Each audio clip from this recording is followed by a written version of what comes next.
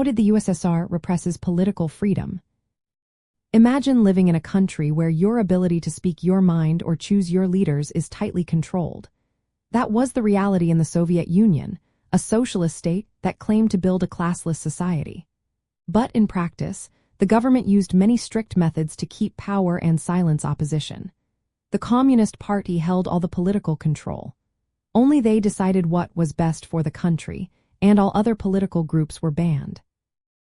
Ordinary citizens had little say in government decisions, and voting was often just a formality.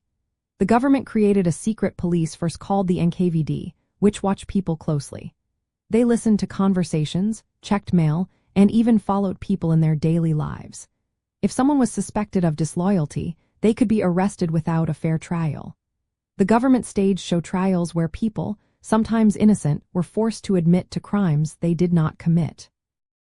These trials were meant to scare others and remove anyone who might oppose the leadership. The state also used censorship to control what people saw and heard. All media, books, and movies had to follow strict rules. Any criticism of the government or its leaders was punished as a crime.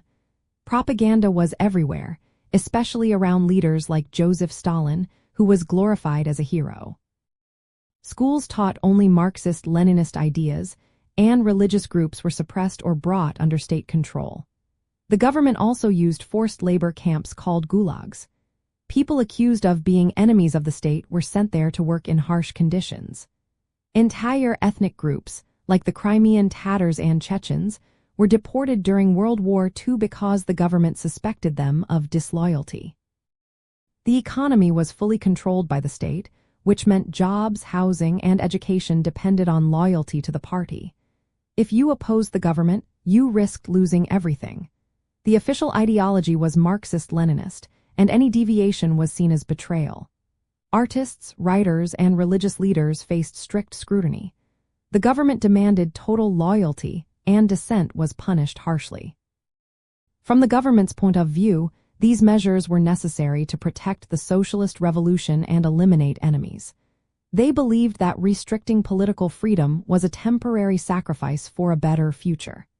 But in reality, these tactics created a climate of fear and repression. People could not speak freely or participate in politics without risking their safety. The gap between the ideal of socialism and the harsh reality of repression shows how power can be abused, even in a system that aims for equality. The Soviet Union's experience teaches us that controlling political freedom often leads to widespread suppression and suffering for the people.